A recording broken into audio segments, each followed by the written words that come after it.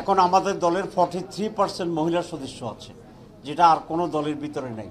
বাংলাদেশ এবং ইউরোপীয় ইউনিয়নের বিভিন্ন কর্মকাণ্ড এবং স্বার্থের যে মিউচুয়াল ইন্টারেস্টের যে বিষয়গুলো, সেগুলো নিয়ে আমরা আলোচনা করেছি। বিশেষ করে ইউরোপীয় ইউনিয়ন এবং বাংলাদেশ জামাত ইসলামীর পারস্পরিক সম্পর্ক এবং বন্ধুত্ব, সম্পর্ক উন্নয়ন এবং কাজের ক্ষেত্রে সহযোগিতা এবং সহজতা কিভাবে হতে পারে সে ব্যাপারে বিস্তারিত আলোচনা হয়েছে। সেখানে কয়েকটি বিষয় তারা জানতে চেয়েছিল, যে জামাত ইসলামীর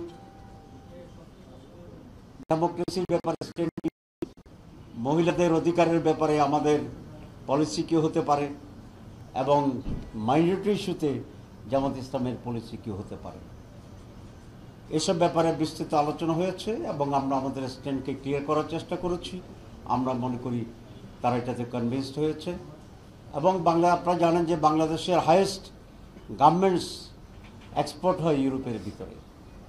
আমরা তাদেরকে প্রস্তাব দিয়েছি যে বাংলাদেশের শুধুমাত্র ইউরোপীয় ইউনিয়নের জন্য এখানে একটা এরিয়াকে আমরা অ্যাসাইন করব এবং সেখানে তারা গার্মেন্টসে আরও বেশি করে তারা ইনভেস্টমেন্ট করবে।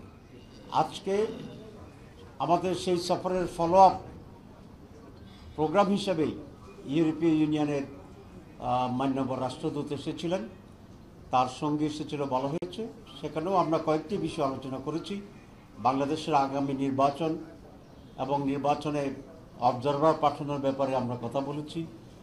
ইকুয়াল প্লেইং ফিল্ড তৈরি হওয়ার জন্যে বিশেষ করে প্রত্যেকটি বুথে ইলেকশনে সিসি ক্যামেরা যাতে সংযোজিত থাকে, আমরা এটা প্রস্তাব করেছি। তারা এই প্রস্তাবকে এনকারেজ করেছে এবং এই জন্য যে হিউজ বাজেট দরকার, আমরা তাদেরকে বলেছি তারা যেন এই ক্ষেত্রে সেভাবে আমাদেরকে সহযোগিতা করে। রিফর্মস কমিশনের ব্যাপারে তারা আমাদের কাছ থেকে জানতে চেয়েছিল। আমরা বলেছি প্রেসিডেন্ট, প্রধানমন্ত্রী ক্ষমতার ভারসাম্য চাই এবং প্রধানমন্ত্রীর পদে দুইবারের বেশি কেউ নির্বাচিত হতে পারবে না। ইলেকশন কমিশনের, রিফর্মস কমিশনের এই প্রস্তাবের সাথে আমরা একত্রতা পোষণ করেছি। গতকালও যেটা আমরা প্রেস ব্রিফিংয়ে বলেছি।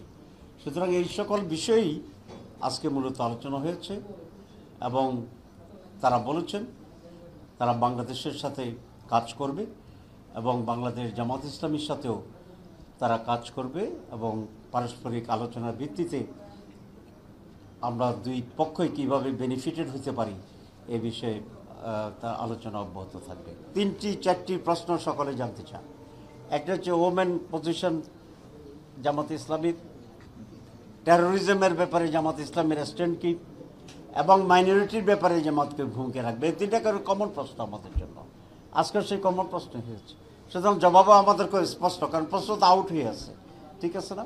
আমরা বলেছি নারীদের ব্যাপারে, পুরুষের ব্যাপারে, সকলের ব্যাপারে, যার যার অধিকারের ব্যাপারে জামাত অত্যন্ত সচেতন, দৃঢ় এবং প্রত্যেকে তার রাইটস ভূমিকা পালন করবে।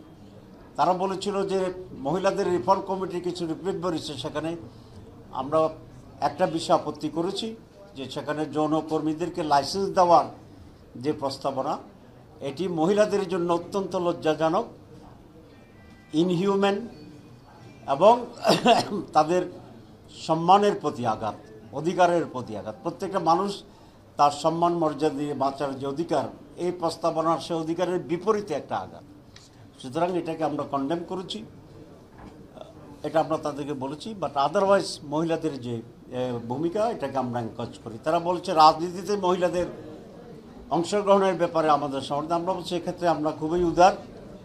আমাদের মহিলা পার্লামেন্ট মেম্বার ছিল, এখন আমাদের দলের 43% মহিলা সদস্য আছে, যেটা আর কোনো দলের ভিতরে নেই। তো আমরা এগুলো ক্লিয়ার করছি স্পষ্ট।